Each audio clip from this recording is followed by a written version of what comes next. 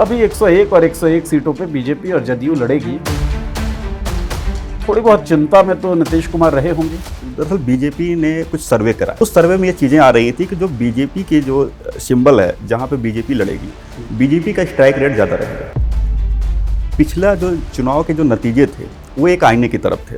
अगर देखा जाए तो जदयू जो नतीजों में जो कि ज़्यादा सीटों पर लड़ी थी, चाहती तो बीजेपी अपना मुख्यमंत्री बना सकती थी, क्योंकि नीतीश कुमार ये ऑन रिकॉर्ड कह चुके हैं भाई आप अपना मुख्यमंत्री बनाओ। क्योंकि बीजेपी को नीतीश कुमार की जो वहाँ पे ज़रूरत है वो बीजेपी को अच्छी तरीके से पता है।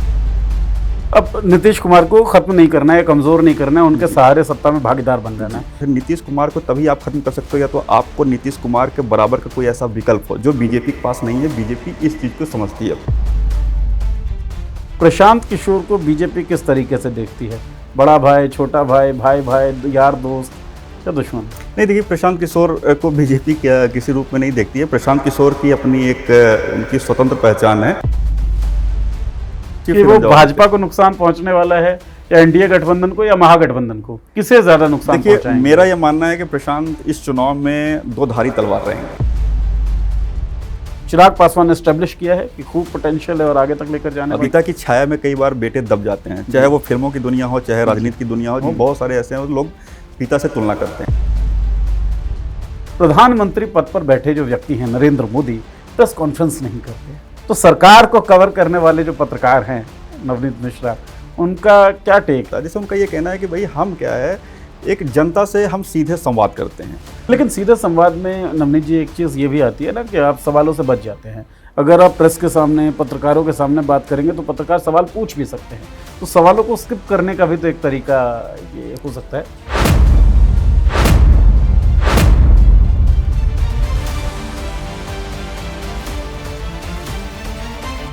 नमस्कार दोस्तों, हमारे कई साप्ताहिक शोज आप लोग लगातार देखते रहते हैं। इन शोज में एक इजाफा हुआ है, इनसाइड द बीजेपी। कई बार दर्शकों की तरफ से हमें कमेंट सुनने को मिलता है, कई लोग कहते हैं कि भाई बीजेपी की खबरें नहीं दिख रही हैं, बीजेपी के लोग नहीं आ रहे हैं। तो बीजेपी के लोग आएंगे नहीं आएंगे ये तो बीजेपी के लोगों को देखना सुनना है, लेकिन बीजेपी की खबरें जो हैं वो आप तक ज़रूर आनी चाहिए। और इसी को सोचकर एक नया शो हम आपके सामने ला रहे हैं, इनसाइड द बीजेपी। बीजेपी के अंदर क्या चल रहा है? अब ये कौन बताएगा कि बीजेपी के अंदर क्या चल रहा है? जो व्यक्ति बीजेपी को कवर कर रहा हो और जो पत्रकार हो, क्योंकि पत्रकार के पास होती हैं सारी सूचनाएं। तो एक ऐसा पत्रकार हमने ढूंढा जो बीजेपी को कवर करते हैं, जो बीजेपी गवर्नमेंट को कवर करते हैं, जो भारत की सरकार है उसे कवर करते हैं और जो आरएसएस को कवर करते हैं।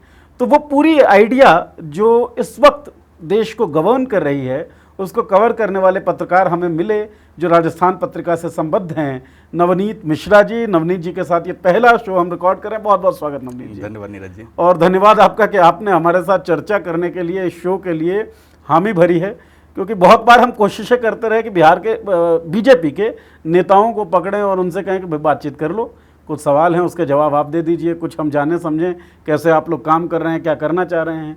बहुत ज़्यादा सफलता हमको मिली नहीं है। क्यों नहीं मिली है, सिलेक्शन का क्राइटेरिया क्या होता है, ये भी हम जानेंगे आपसे। और इसके अलावा बात करेंगे बिहार की, क्योंकि चुनाव बिहार में आने वाला है और एनडीए जो है उसने सीट शेयरिंग कर दी है। किसको कितनी सीट मिलेगी दलों को उसने बता दिया है। 101 भाजपा, 101 जदयू, 29 सीटें मोदी के हनुमान चिराग पासवान को मिली है। 6 सीटों पे हम लड़ेगी और 6 सीटों पे उपेंद्र कुशवाहा की पार्टी। तो एक बहुत बड़ा गणित जो समझ में आ रहा है वो ये कि जदयू जो विधानसभा चुनावों में बड़ा भाई हुआ करती थी, अभी भाई भाई के समीकरण में आ गई है। ऐसा कुछ नवनीत जी ने अपने सोशल मीडिया एक्स पर लिखा भी था। नवनीत जी ने एक और चीज़ लिखी थी कि बहुत सौहार्दपूर्ण सीट शेयरिंग जो है वो हुई है और एक म्यूचुअल अग्रीमेंट आपने लिखा था नवनीत जी। लेकिन सीट शेयरिंग के बाद की जो खबरें हैं, मैं अभी जीतन राम मांझी साहब का सोशल मीडिया एक्स पढ़ रहा था। उन्होंने कहा कि हमें कम सीटें मिली हैं, मनोबल हमारा गिरा है, कार्यकर्ताओं में असंतोष है, ये सारी बातें जीतन राम मांझी कह रहे हैं। इधर बिहार के जो सीएम हैं नीतीश कुमार, उनके आवास के बाहर सिक्योरिटी बढ़ा दी गई है, क्योंकि उनके नेता, उनके कार्यकर्ता जो हैं प्रोटेस्ट कर रहे हैं कि भैया आपने भी कम सीटें ही हासिल की हैं। तो क्या सच में म्यूचुअल एग्रीमेंट था या बीजेपी को कवर करने वाले पत्रकार की मजबूरी थी कि एनडीए की सीट शेयरिंग को ठीक बताएं? नहीं नीरज जी, देखिए सबसे बड़ी चीज़ है कि राजनीति में बहुत सारी मजबूरियां होती हैं और सभी ने, जैसे कि कल सीट शेयरिंग जब इससे पहले डिक्लेयर हुआ, विनोद तावड़े जो भाजपा के प्रभारी हैं उन्होंने ट्वीट करके बता दिया, और आपने देखा होगा जैसे ही उन्होंने ट्वीट किया और उसी विदिन मिनट्स संजय झा जदयू की तरफ से उन्होंने भी उस सीट शेयरिंग को ट्वीट किया, चिराग पासवान ने भी ट्वीट किया और जीतन राम मांझी ने ट्वीट किया। लेकिन इसके बाद क्या है, कुछ ऐसी सीटें थी, सीट पे कितनी सीट पे कौन लड़ेगा ये तो तय हो गया था, लेकिन कुछ ऐसी सीटें थी किस सीट पे कौन लड़ेगा ये पूरी तरीके से उस वक्त तय नहीं था।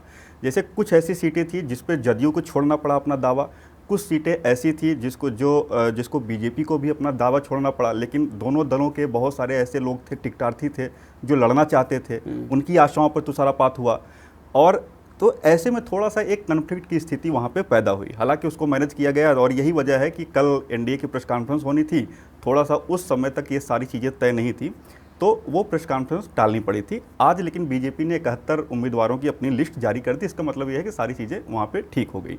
अब रहा सवाल ये है कि जब बहुत स्मूथली तरीके से सीट शेयरिंग हुआ तो फिर जीतन राम मांझी हों या चाहे वो कुशवाहा हों, ये लोग अपना असंतोष क्यों जाहिर कर रहे हैं। देखिए कई बार क्या होता है कि समर्थकों को ये दिखाना होता है कि हम आपके हक के लिए, अपने हक के लिए हम लड़ रहे हैं, तो ऐसे में जो है कि लेकिन हमें उस जो है वो लड़ाई में उतनी सफलता नहीं मिल रही है, इसलिए हमको संतोष करना चाहिए।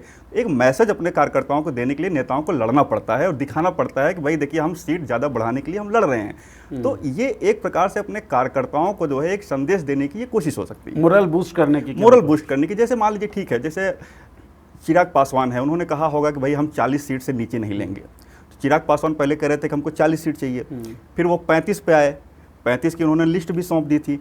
फिर जब 35 पे बात नहीं बनी तो उन्होंने कहा कि भाई ऐसा है, हमारे पास 5 सांसद हैं, हमारा स्ट्राइक रेट 100% का है, एक सांसद के अंडर में करीब 6 जो है विधानसभा सीटें हैं, तो हमें उसी के फार्मूले के हिसाब से कम 30 दे दीजिए। तो 29 दे दिया गया, मतलब लगभग जो है चिराग पासवान का जो मान था वो पार्टी बीजेपी ने और जदयू दोनों ने रखा। तो इस तरीके से चीज़ें होती हैं। इसी तरीके से जैसे जीतन राम मांझी हैं, वो 15 सीट मांग रहे थे लेकिन उनको 6 मिला। तो अब यह है कि 15 लोग लड़ने के लिए तैयार रहे होंगे, तो अब उनको मैसेज तो देना है ना कि भाई देखिए हम तो लड़ रहे थे, हम तो चाह रहे थे कितनी सीटें मिल जाए लेकिन नहीं मिली, तो अब क्या करें। तो लड़ना तो करना पड़ेगा, नहीं तो सरेंडर हो जाने का जो है संदेश चला जाएगा कार्यकर्ताओं। अपने कार्यकर्ताओं का मोरल आप खुद भी डाउन कर देंगे। बिल्कुल। और यही वजह आप देखेंगे, जीतन राम मांझी हों या उपेंद्र कुशवाहा हों, कभी इन्होंने ये नहीं कहा कि हम एनडीए से अलग हो जाएंगे। असंतोष उन्होंने जाहिर किया, लेकिन उन्होंने कभी ये नहीं कहा, हमेशा कहा मैं मोदी जी के साथ हूँ, चाहे जो भी हो जाए मोदी जी के साथ हूँ, चाहे वो किसी भी तरह के वो ट्वीट कर रहे हों, लेकिन उसमें एक चीज़ जरूर है, एनडीए को जिताना है। लेकिन ये जरूर है, चिराग पासवान ने थोड़ा जरूर बीच में जो है ये किया था कि हमको चाहे मंत्रिमंडल छोड़ना पड़ जाए, थोड़ा सा उन्होंने प्रेशर पॉलिटिक्स की, लेकिन बाकी अन्य सहयोगियों को आप देखेंगे वो हमेशा करें हम तो मोदी जी के साथ हैं। विकल्प दिखता है कुछ और वहाँ के सहयोगियों के पास? देखिए जो आज की डेट में ऐसा कोई विकल्प नहीं है। देखिए एक चीज़ आपको जानना चाहिए, जब पूरे देश में बहुत सारी जगहों पे संविधान खतरे में है और बहुत सारे नैरेटिव चले, जबकि बिहार में वो नैरेटिव ज़्यादा चलना चाहिए था, क्योंकि सबसे ज़्यादा लड़ाई जो है दलितों पिछड़ों की लड़ाई तो वहाँ पे लड़ी जाती है, लेकिन वो एक ऐसा स्टेट था जिसने बीजेपी को संभाला। देखा जाए तो 39 सीटें पिछली बार थी, लेकिन बहुत ज़्यादा नुकसान जब पूरे देश में, यूपी में इतनी सीटें घट गई, महाराष्ट्र में सीटें घट गई, राजस्थान में सीटें घट गई, लेकिन बिहार में तो कम से कम 30 सीट तो दिया ना पार्टी को। तो इसका मतलब ये है कि जो ब्रांड मोदी है वो बिहार में अभी भी चल रहा है।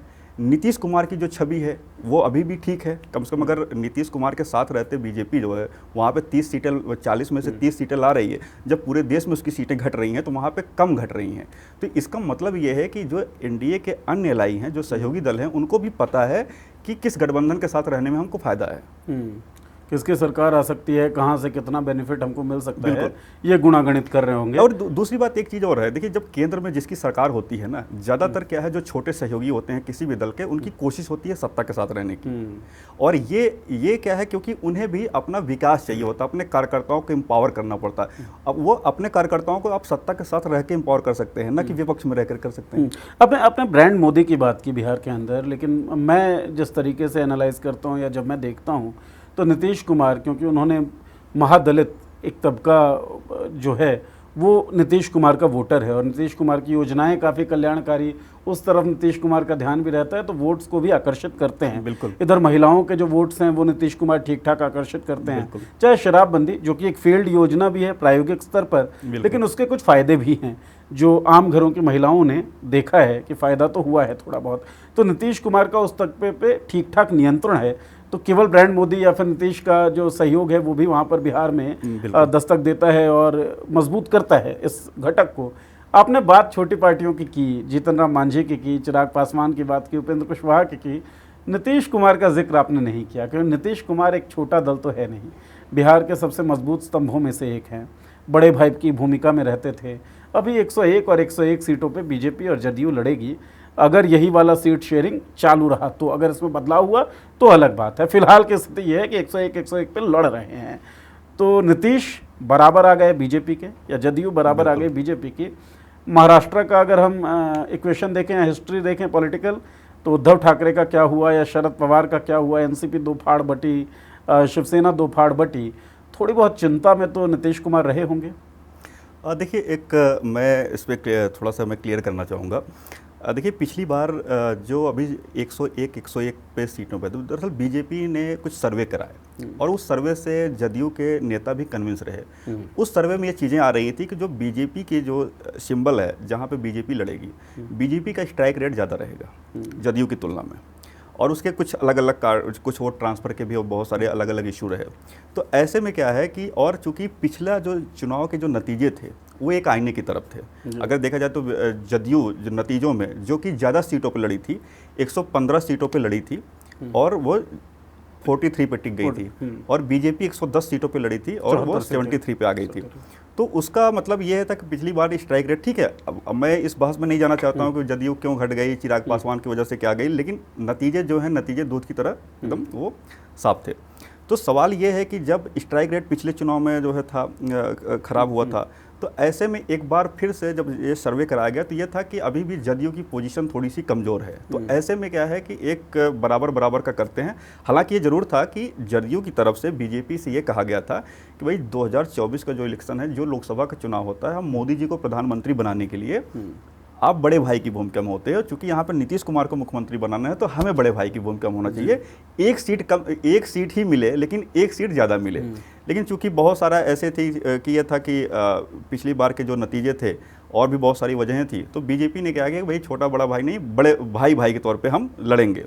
अब रही बात जैसे आपका यह है कि नीतीश कुमार के अंदर क्या कुछ इनसिक्योरिटी हो सकती है, या जिस तरीके से एक धारणा बीजेपी के बारे में बनाई जाती है कि भाई सहयोगियों के कंधे पर यह पार्टी किसी राज्य में विस्तार करती है, पैरासाइट की तरह बढ़ती और है, फिर ऐसा एक धारणा बनाया गया। लेकिन अगर देखें आप पिछले चुनाव का नतीजा, चाहती तो बीजेपी अपना मुख्यमंत्री बना सकती थी, क्योंकि नीतीश कुमार ये ऑन रिकॉर्ड कह चुके हैं, हमने तो कहा था कि भाई आप अपना मुख्यमंत्री बनाओ, लेकिन आपने कहा। तो बीजेपी को ये है कि बीजेपी को नीतीश कुमार की जो वहाँ पे ज़रूरत है वो बीजेपी को अच्छी तरीके से पता है। नीतीश कुमार बीजेपी के लिए बहुत ज़रूरी हैं बिहार की राजनीति के लिए, और जब तक नीतीश कुमार रहेंगे बीजेपी के लिए ज़रूरत एक मतलब कि वो ज़रूरत हमेशा बने रहेंगे। यही वजह है कि बीजेपी क्या है, बीजेपी को ये है कि बिहार में जो नीतीश कुमार के साथ जो 15% का जो अति पिछड़ा वोट है, वो जो है जब नीतीश कुमार बीजेपी के साथ जुड़ते हैं तो बीजेपी सत्ता में भागीदार बन जाती है। वही नीतीश कुमार जैसे ही दूसरी तरफ जाते हैं, बीजेपी सत्ता से बाहर चली जाती है। तो आज की डेट में नीतीश कुमार जैसे एक घड़ी का जो पेंडुलम होता है ना, वो दोनों तरफ जो है उसकी पोजीशनिंग एकदम रहता है, बस जिधर वो घूमता रहता है उधर आवाज़ आती रहती है। तो ठीक वही हाल जो है नीतीश कुमार का है। तो नीतीश कुमार बीजेपी की ज़रूरत भी हैं, वो मजबूरी भी हैं।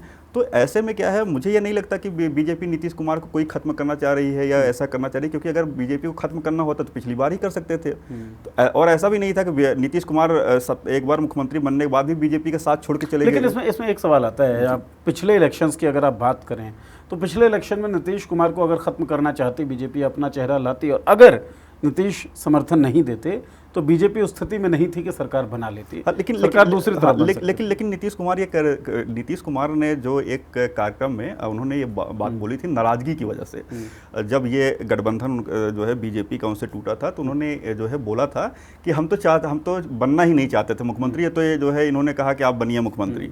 जब उनकी नाराजगी थी, जब वो गठबंधन तोड़ने का औचित्य समझा रहे थे, तो ये बात उन्होंने बोला था। तो इसका मतलब ये था कि भले ही ठीक है 2-4 महीने 6 महीने बाद वो सोचते, लेकिन ये है कि वो बीजेपी को समर्थन देने के लिए तैयार थे, क्योंकि नैतिक रूप से देखा जाए तो बीजेपी का हक बनता था। अब ये अलग बात है कि भाई उसके लिए अलग से तमाम कॉन्स्पिरेसी थ्योरीज थी, भाई जदयू को कमजोर किया गया, ये किया गया, वो किया गया, मैं उसमें नहीं जाना चाहता। लेकिन ये था कि नीतीश कुमार उस समय बीजेपी का मुख्यमंत्री जो है बनाने के लिए तैयार थे। लेकिन यह है कि उस समय बीजेपी को यह था कि नहीं, क्योंकि नीतीश कुमार को हमको रखना है, क्यों इसलिए रखना है क्योंकि नीतीश कुमार को डैमेज नहीं करना है। नीतीश कुमार के सहारे भी जो है बिहार में सत्ता में भागीदार बने रहना। ठीक है, जब नीतीश कुमार नहीं रहेंगे तो देखा जाएगा। अब नीतीश कुमार को खत्म नहीं करना है, कमजोर नहीं करना है, उनके सहारे सत्ता में भागीदार बन जाना है। बीजेपी शायद नीतीश कुमार को आप खत्म कर भी नहीं सकते। नीतीश कुमार के रहते आप नीतीश कुमार को खत्म नहीं कर सकते। 122 और ये कोई बीजेपी का कोई प्रयोग नहीं ना, बीजेपी ऐसा चाहती है, जो मेरा आकलन है। जी 122 जो है वो मैजिक नंबर है बिहार की विधानसभा में सरकार बनाने के लिए। 142 सीटों पे एनडीए उन पार्टियों के साथ लड़ रही है जो नीतीश कुमार से इतर है। 142 सीट। तो एक आशंका ये भी लोग जता रहे हैं, खासतौर पे प्रशांत किशोर भी एक फैक्टर है, उसके बारे में भी हम आपसे पूछेंगे कि ये जो 142 लोग हैं, प्रशांत किशोर किसका वोट काटते हैं, किसको कितना नुकसान पहुंचाते हैं, महागठबंधन को या एनडीए को, ये देखते हुए नीतीश को नुकसान होगा। और ये जो 142 लोग हैं, नीतीश के अलावा एचएम हो गया, उपेंद्र कुशवाहा की पार्टी हो गई, भारतीय जनता पार्टी होगी, इन्हीं में से बहुमत आ जाए और सरकार ये लोग बना दें, नीतीश की ज़रूरत इस तरीके से ना रहे। क्योंकि जब आप मुख्यमंत्री पद की बात करते हैं तो देवेंद्र फडणवीस भी मुझे याद आते हैं, जो मुख्यमंत्री थे, फिर उप मुख्यमंत्री बनना भी उन्होंने स्वीकार किया और फाइनली मुख्यमंत्री के तौर पे उन्होंने शपथ भी ली।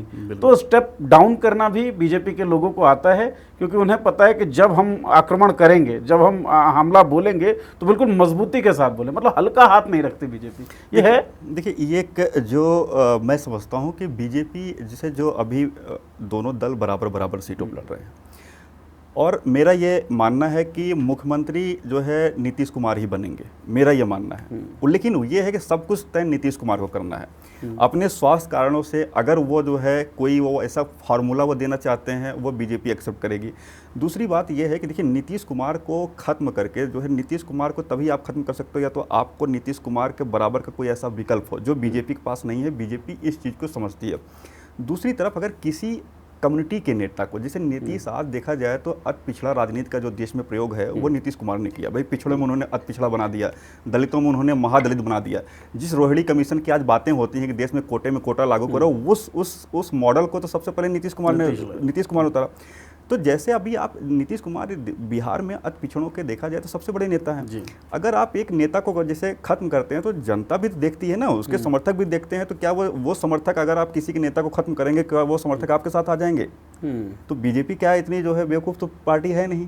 ठीक है, कॉन्स्पिरेसी थ्योरी बहुत सारी चलती है कि ये जो है बीजेपी इनको खत्म करना चाहती है, इनको खत्म करना चाहती है। ऐसा मुझे नहीं लगता है।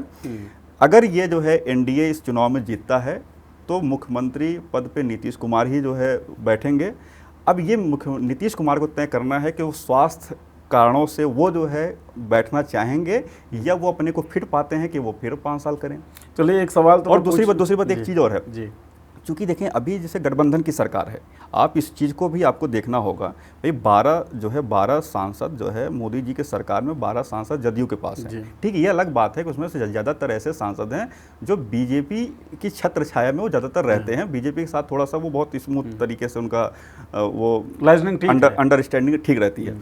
लेकिन क्या है, वो 12 सांसद चाहे जो भी हों, वो जो है कम से कम उनको है। तो नीतीश कुमार को पार्टी जो है ऐसे किनारे करके जो है उनको खाली भी बैठाना नहीं चाहेगी। ये बीजेपी के हित में भी नहीं है। जी, तो मामला ये है कि आपको ये लग रहा है कि मुख्यमंत्री जो है नीतीश कुमार 100% बनेंगे अगर एनडीए की सरकार बनती है। अभी जो परिस्थितियां हैं उसमें इसमें कोई शक नहीं। और ये बीजेपी, ये मतलब ये मैं नहीं कर रहा हूँ, ये बीजेपी ने भी कई मौकों पे क्लियर किया है कि भाई हम जो है नीतीश कुमार के नेतृत्व में हम चुनाव लड़ रहे हैं और नीतीश कुमार ही मुख्यमंत्री बनेंगे। ये पार्टी ने ये कई मौकों पे क्लियर किया है। ठीक है, तो मेरा जो अगला सवाल था वो आपने पहले ही खारिज कर दिया, क्योंकि मेरा अगला सवाल ये था कि एक पोस्टर बड़ा चलता है बिहार की राजनीति में, नीतीश सबके हैं। तो क्या पता अभी गुस्सा हैं, फिर नाराज़ हो जाएंगे, फिर उनका फ़ोन बंद हो जाएगा, फिर वो फ़ोन उठाएंगे नहीं। जो कुछ चला पिछली बार जब वो तेजस्वी के साथ सरकार बनाए थे, और उसके बाद फिर पता पड़ेगा कि नीतीश जो हैं अब इधर आ गए। तो उसको तो इन्होंने खारिज कर दिया, क्योंकि अगर एनडीए की सरकार बनती है तो मुख्यमंत्री नीतीश बनेंगे फिलहाल की परिस्थितियों के हिसाब से। फिलहाल की परिस्थिति ये नवनीत जी का कहना है। तो नवनीत जी, थोड़ा प्रशांत किशोर के फैक्टर पे मुझे लगता है कि बात करनी चाहिए। आप बीजेपी कवर करते हैं, नेताओं से बातचीत होती होगी, इनपुट्स होंगे आपके पास। प्रशांत किशोर को बीजेपी किस तरीके से देखती है? बड़ा भाई, छोटा भाई, भाई भाई, यार दोस्त या दुश्मन? नहीं, देखिए, प्रशांत किशोर को बीजेपी किसी रूप में नहीं देखती है। प्रशांत किशोर की अपनी एक उनकी स्वतंत्र पहचान है। और मैं ये नहीं मानता कि जिस तरीके से बहुत सारा सोशल मीडिया से लेकर के राजनीति चलता है कि उन्होंने किसी ने, कोई कहता है कि इनको जदयू ने प्लांट किया है, कोई कहता है कि इनको जो है बीजेपी ने प्लांट किया है, तो ऐसा नहीं है। देखिए, प्रशांत किशोर क्या है, एक भाई जो है एक कैसे रणनीतिकार रहे हैं, तो जो ऐसा नहीं है कि वो किसी जो है कोई किसी के प्लांट कर देने से वो जो है इतना बड़ा जो है अपनी पूरी प्रतिष्ठा दांव पे लगा करके वो कार्य करेंगे।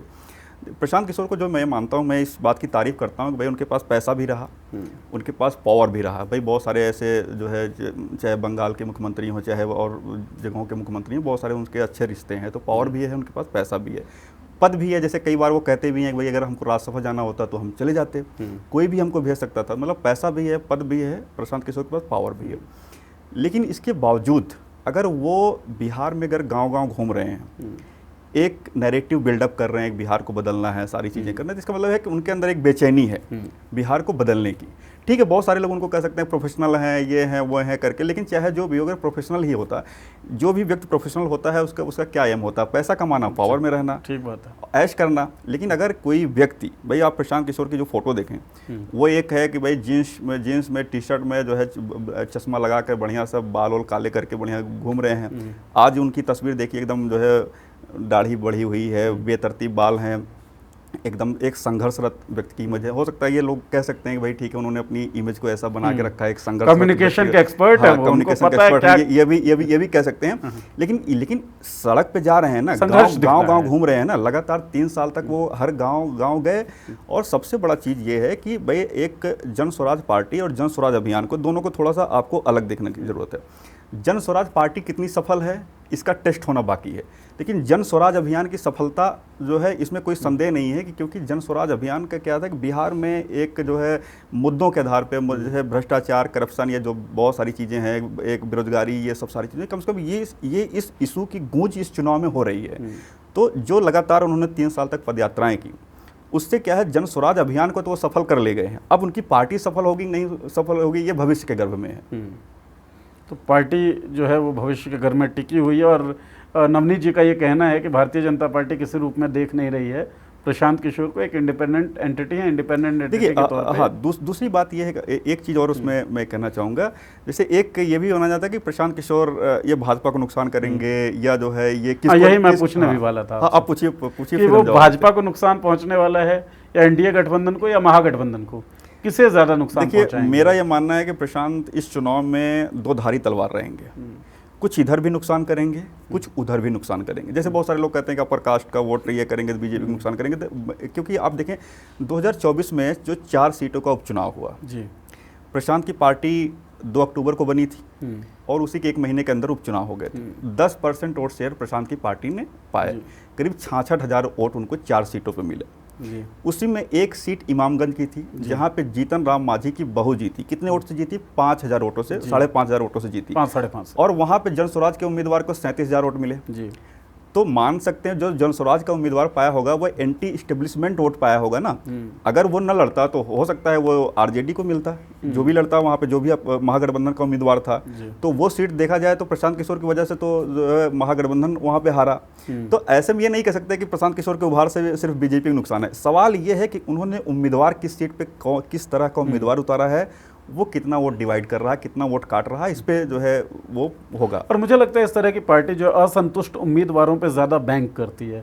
जैसे अभी जदयू के भी बहुत सारे असंतुष्ट लोग होंगे जो चुनाव नहीं लड़ पा रहे होंगे सीट शेयरिंग की वजह से, या फिर मान लीजिए किसी को टिकट नहीं मिला, भारतीय जनता पार्टी के भी हो सकते हैं। तो जो असंतुष्ट उम्मीदवार हैं उस तक प्रशांत किशोर पहुँच सकते हैं कि भाई आओ हम सिंबल देते हैं, आप लड़िए। और अपनी पहचान के दम पर वो उम्मीदवार कुछ वोट्स अगर हासिल करता है तो दोनों को नुकसान पहुंचा सकता है। हाँ, एक चीज़ ये है कि जैसे अभी जब चुनाव के पहले ये चीज़ें चल रही थी कि प्रशांत किशोर अपनी लिस्ट अभी नहीं जारी कर रहे हैं, जब बाकी दल जारी करेंगे तो इसके बाद जो है वो करेंगे, लेकिन उन्होंने क्या है पहले ही अपनी जो पहली सूची उन्होंने उम्मीदवार पहली सूची की है। पहली सूची उन्होंने निकाल दी। तो इस परसेप्शन को उन्होंने तोड़ने की कोशिश की कि दूसरे दलों के उठकटवा का इंतजार कर रहे हैं या दूसरे दलों से नाराज नेताओं को अब जो है उनका रेड वेलकम, हम रेड कारपेट वेलकम करना चाहते हैं। तो ऐसा नहीं था, ये इस परसेप्शन को उन्होंने तोड़ने की कोशिश की। लेकिन आगे जो अन्य उम्मीदवारों की जो घोषणा हुई है, इसमें जरूर है कि कुछ ना कुछ तो लोगों को तो जिनका भी जनाधार होगा उनको वो मौका देंगे। अब देखा जाए तो जनस्वराज ने सबसे पहले जो है लिस्ट जारी करने में जनस्वराज ने बाजी मारी, दूसरे नंबर पे बीजेपी ने किया। अभी देखा जाए तो महागठबंधन में क्या है, सीट शेयरिंग का फार्मूला नहीं तय हुआ है। तो देखा जाए तो अगर चुनावी तैयारियों की दृष्टि से तो बीजेपी और जनस्वराज ने जो है वो बाजी मार ली है। They are leading the chart. बिल्कुल। तो अभी सीट शेयरिंग को लेकर विवाद चाहे कितना भी हो, और एक बात बिल्कुल पते की जो नवनीत जी की मुझे लगी वो ये कि तमाम जो दल हैं या बड़े नेता हैं उनको अपने समर्थकों का मोरल बूस्ट करने के लिए भी बहुत कुछ बोलना होता है। लेकिन सीट शेयरिंग पे एक तरह की सहमति तो आ ही गई थी जब सीट शेयरिंग की घोषणा हुई। चिराग पासवान, मुझे लगता है इनके ऊपर भी बातचीत करनी चाहिए। अपने आप को उन्होंने मोदी का हनुमान बताया और आपने अपने सोशल मीडिया एक्स पर भी लिखा कि चिराग पासवान ठीक ठाक डील करने में कामयाब हो गए। तो रामविलास पासवान के बाद ऐसा लग रहा था बहुत सारे लोगों को कि रामविलास की लेगेसी को चिराग मेंटेन कर पाएंगे या नहीं कर पाएंगे, कितना पोटेंशियल है कितना नहीं है। लेकिन क्या आपको लग रहा है कि 29 सीटें जो हासिल की हैं उन्होंने एनडीए में, चिराग पासवान ने एस्टेब्लिश किया है कि खूब पोटेंशियल है और आगे तक लेकर जाने वाले हैं? देखिए इसमें जो है सबसे बड़ी चीज़ है कि पिछली बार चिराग पासवान ने क्या है कि एक जैसे आमतौर पे कई बार होता है ना, बेटे पिता की छाया में कई बार बेटे दब जाते हैं, चाहे वो फिल्मों की दुनिया हो, चाहे राजनीति की दुनिया हो, चाहे ब्यूरोक्रेसी की दुनिया हो। बहुत सारे ऐसे हैं लोग पिता से तुलना करते हैं, लेकिन चिराग पासवान अपने को साबित करने में सफल रहे हैं। उस व्यक्ति ने जब जरूरत पड़ा संघर्ष का भी रास्ता अपनाया। चाहता तो 2020 में वो अलग जिस तरीके से लड़े, भाई उस समय केंद्र में सरकार थी, तो चाहते तो बहुत आराम से एंजॉय कर सकते थे, सत्ता को एंजॉय कर सकते थे। लेकिन उन्होंने एक अपने को इस्टेब्लिश करने के लिए थोड़ा सा एंटी स्टेब्लिशमेंट मूव अपना किया। नीतीश कुमार से भी लड़े और अलग हुए, 135 सीट पे लड़े।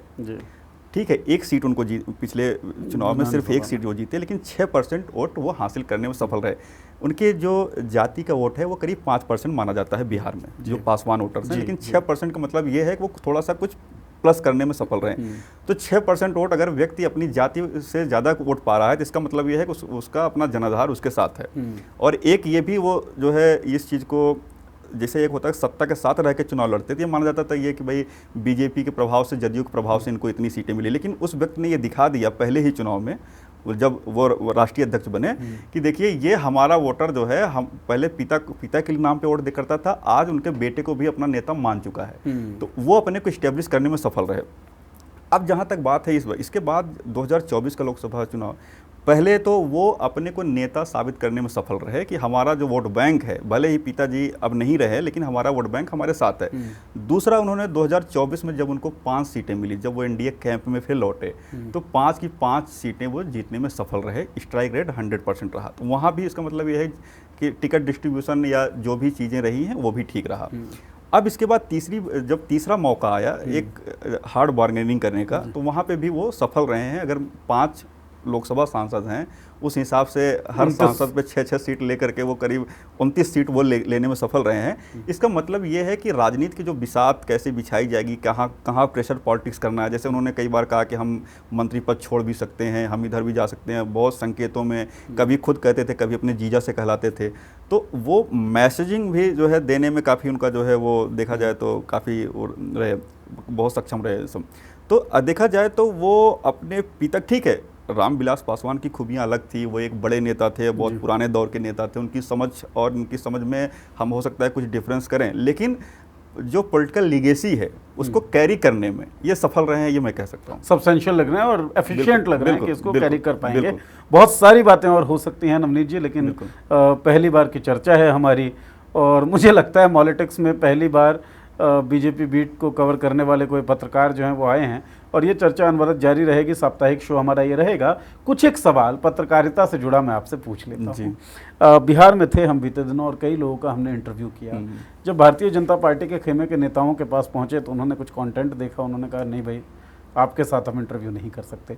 तो ये जो सिलेक्टिविटी है, ये जो सिलेक्शन है, किससे बात करनी है किससे बात नहीं करनी है, ये किस तरीके से करते हैं ये पार्टी? आपसे इसलिए पूछ रहा हूँ क्योंकि आप उस पार्टी को कवर करते हैं। देखिए जैसे नीरज जी, सबसे बड़ी चीज़ ये है ना कि दरअसल राजनीति में क्या होता है ना कि कोई एक भरोसे का संकट होता है।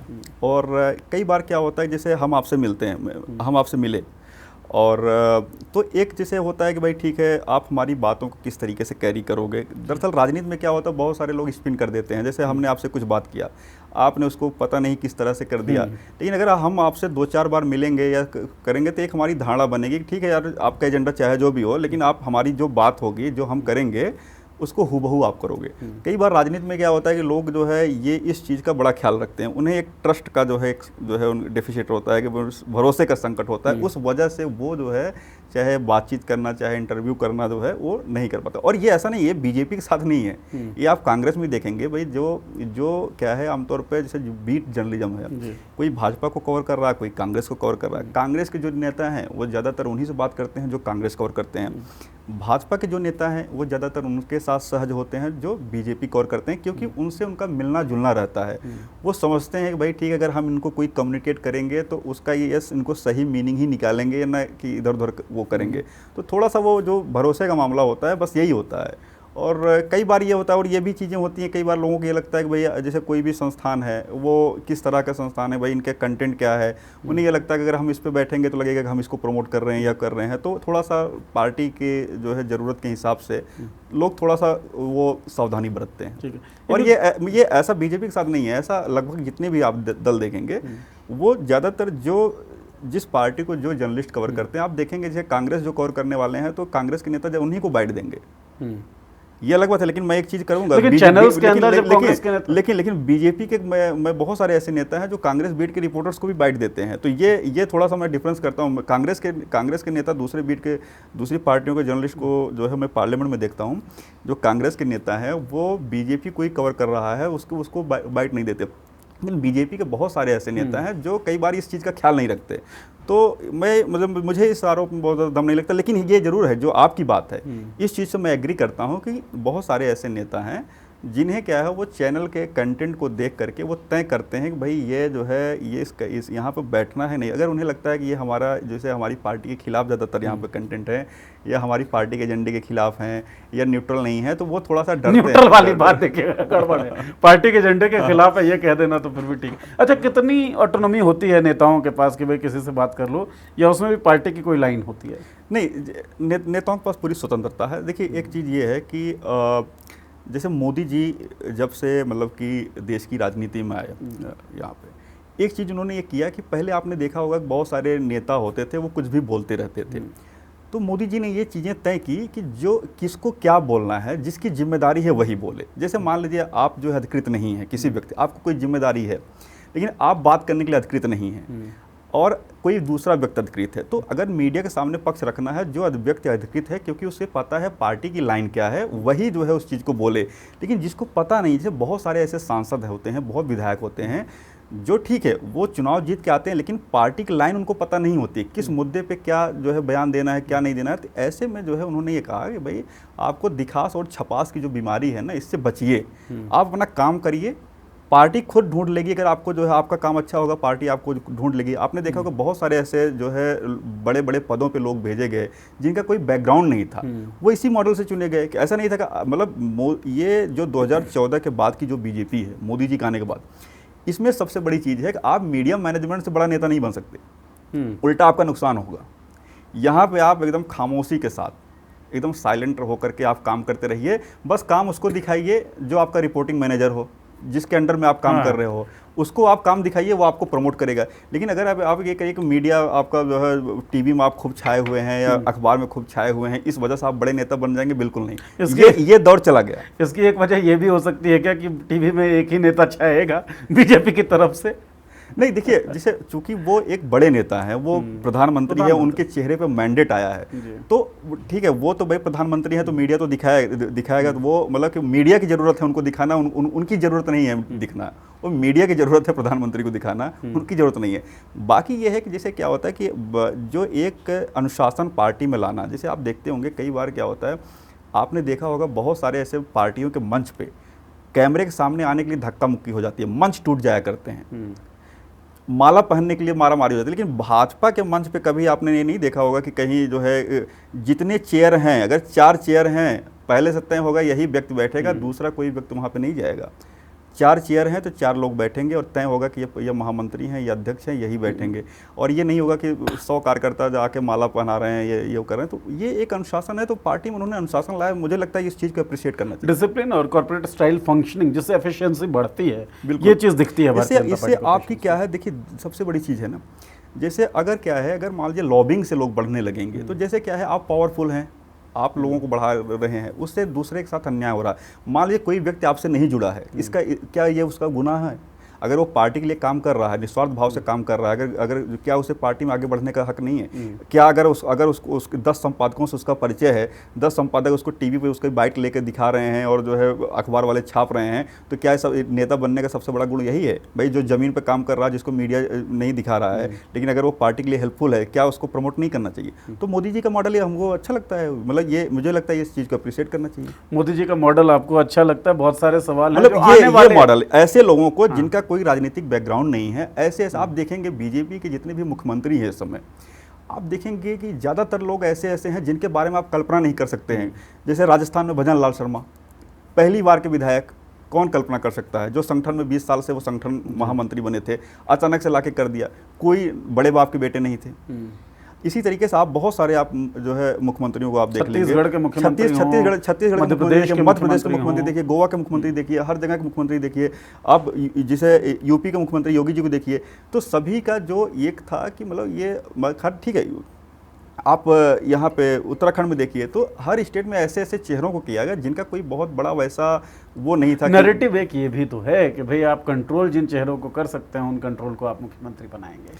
आपने जैसे राजस्थान की बात की, भजन लाल शर्मा की, वसुंधरा राजे सिंधिया मजबूत एक नेता थी, क्षत्रप थी भारतीय जनता पार्टी की, उनको कमज़ोर करके आप भजन लाल शर्मा को ले आए। शायद ये डर रहा हो कि वसुंधरा राजे सिंधिया को अगर दोबारा से एम्पावर करते हैं तो हमारे लिए मुसीबत हो जाएगी, या हम जो कंट्रोल चाहते हैं पार्टी के ऊपर, ये कंट्रोल टूट सकता है। इसी तरीके से मध्य प्रदेश की बात करें, शिवराज सिंह चौहान वहाँ पे मुख्यमंत्री थे, उनको अपदस्थ इसलिए किया गया और रिप्लेस इसलिए किया गया हो क्योंकि वो कंट्रोल करना थोड़ा सा मुश्किल होगा। क्योंकि मुझे याद आता है जब नरेंद्र मोदी प्रधानमंत्री पद के उम्मीदवार बने थे, उस वक्त सबसे ज़्यादा कॉम्पिटिटिव रेस में जो चल रहे थे, शिवराज सिंह चौहान भी थे। तो एक नैरेटिव तो ये भी चलता है ना नवनीत जी, कंट्रोल के लिए इस तरह के सिलेक्शन होते हैं। नहीं देखिए, जैसे आपकी ही बात में आपकी बात का खंडन भी है। जैसे आपने कहा कि हो सकता है कि कंट्रोल करने के लिए, जैसे वसुंधरा राजे आप देखिए, आपने कहा कि वसुंधरा राजे को जो है वो नहीं जो है कंट्रोल होती इसलिए किया गया। भाई आप देखिए, शिवराज सिंह चौहान इतना बड़ा नेता, और देखा जाए तो वो सिटिंग मुख्यमंत्री थे और छप्पर फाड़ के बीजेपी वहाँ पे जीती। एकदम मैंडेट जो है, जब लोग कह रहे थे हार जाएंगे वो जाएंगे, एकदम बम्पर जो है 150 से ज़्यादा सीटें वहाँ पे आई। लेकिन जब ये होता है, जब उनसे ये कहा गया कि पार्टी की ज़रूरत के अनुरूप सेकेंड लाइन लीडरशिप हमको तैयार करना है, आपकी ज़रूरत केंद्र में है, तो क्या उन्होंने ज़रा भी शोर किया? बहुत स्मूथली उन्होंने ट्रांजिशन किया। ठीक इसी तरीके से देखिए, जो पार्टी के पुराने नेता हैं वो ऐसे संस्कार में बंधे हैं कि वो क्या ये इस तरीके के चक्करों में नहीं पड़ते। पार्टी का राज कह देगी आप यहाँ रहेंगे, आप यहाँ करेंगे, यहाँ का आप काम करेंगे, आपको कहेंगे आपकी जरूरत संगठन में है। भाई बहुत सारे ऐसे जो है वरिष्ठ मंत्री हैं, जो है रविशंकर प्रसाद, सोचिए केंद्र एक समय में बड़े ताकतवर मंत्री हुआ करते थे, आज वो एक सांसद की हैसियत में हैं। बहुत सारे लोग ऐसे हैं लेकिन वो संगठन के लिए काम कर रहे हैं। तो वसुंधरा राजे का जैसे ये है कि देखिए, जो वसुंधरा राजे हों या शिवराज सिंह चौहान हों, ये लोग वहाँ से हटाए ही इसलिए गए थे कि पार्टी को यह था कि आफ्टर शिवराज, आफ्टर वसुंधरा, क्योंकि कोई ना कोई तो ऐसा होना चाहिए कि भाई जब हमें क्या है एक नए लीडरशिप को डेवलप करना है, क्या एक ही व्यक्ति हमेशा किसी स्टेट में नेतृत्व करता रहे? तो अचानक से मान लीजिए वो व्यक्ति अचानक से बाहर होता तो एक वैक्यूम क्रिएट होगा। तो बीजेपी क्या है, 2014 से बीजेपी का एक प्रोजेक्ट चल रहा है कि सेकेंड लाइन लीडरशिप, जो हमारी नई जो है कतार है, उसको हमको तैयार करना। आप देखिए, Yogi ji second line leadership हैं, 50-51 साल की उनकी उम्र है। उत्तराखंड में देखिए पुष्कर सिंह धामी, वो भी 50 साल के हैं। गोवा में प्रमोद सावंत, वो भी करीब 50 साल उनकी उम्र है। भजन लाल शर्मा, ये भी लगभग 50-55 साल के बीच के लोग हैं। आप देखेंगे ज़्यादातर आपने जितने भी इधर बीजेपी शासित राज्यों के मुख्यमंत्री हैं, वो ज़्यादातर 50 से 55-58 साल के उम्र के लोग हैं, जिनके पास आगे की 15 से 20 साल की राजनीति करने का वक्त है।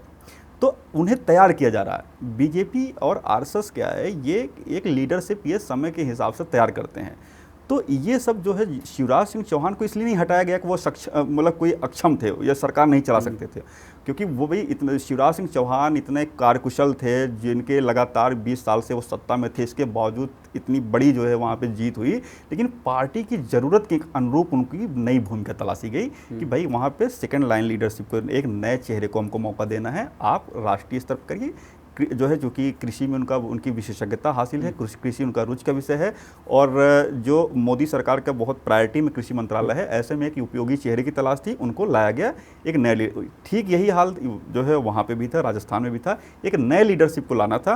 तो ऐसे में यह था कि ठीक है, पुराने लोगों ने जितना अपना जो है मुख्यमंत्री रहना था वो रह लिए, अब एक नए चेहरे को मौका देना है, तो उस प्रोजेक्ट के तहत ये लोग किए गए। ऐसा नहीं है, देखिए दूसरी बात क्या है, जब व्यक्ति के पास मैंडेट होता है ना, प्रधानमंत्री नरेंद्र मोदी के चेहरे पे 3 बार सरकार आती, तो ऐसा नहीं है कोई मुख्यमंत्री अगर बन जाएगा तो वो चैलेंज दे देगा। अनुशासन होता है, वो ये मुख्यमंत्री कैसे बना, क्या निर्दलीय होकर बना, वो संगठन के सहारे ही बना ना।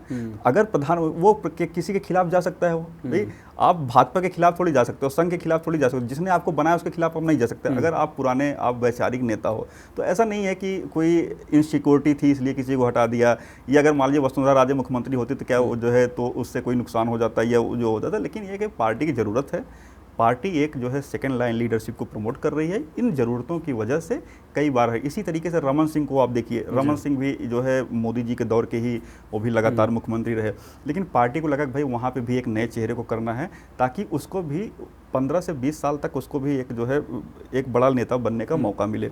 तो फिर उनको भी विधानसभा स्पीकर हो गए। तो इस तरीके से बहुत स्मूथली जो है पावर ट्रांजिशन राज्यों में हुआ। जितनी भी बातें आपने बोली, हर बात में एक सवाल उठता है, सवाल पैदा होता है, और जो अगली चर्चा हमारी होगी उसमें कोशिश करूंगा इन तमाम सवालों पे हम बातचीत करें। आपने कहा कि वैक्यूम में नहीं छोड़ना चाहते हैं और एक नई लीडरशिप जो है वो डेवलप करें। 50-51 साल की उम्र भी आपने गिनाई, योगी आदित्यनाथ, भजनलाल शर्मा, पुष्कर सिंह धामी की, तो वो 50-51 साल की उम्र, प्रधानमंत्री पद, नरेंद्र मोदी 75 साल, बहुत सारे कीवर्ड्स मेरे दिमाग में चल रहे हैं जिस पर हम आने वाले एपिसोड्स में चर्चा करेंगे।